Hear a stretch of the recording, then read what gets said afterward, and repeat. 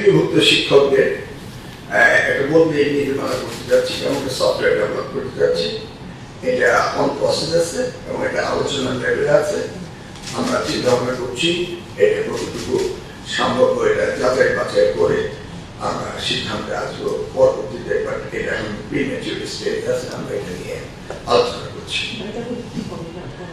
এটা করলে মূলত যারা এনপিআরসিতে মাধ্যমে একজন শিক্ষক আরেক জেলায় নিয়োগ পাচ্ছে, তাদের সফটওয়্যার এমনভাবে ডেভেলপ করা হবে, তাদের সুযোগ থাকবে তাদের নিজ জেলায় যাওয়ার।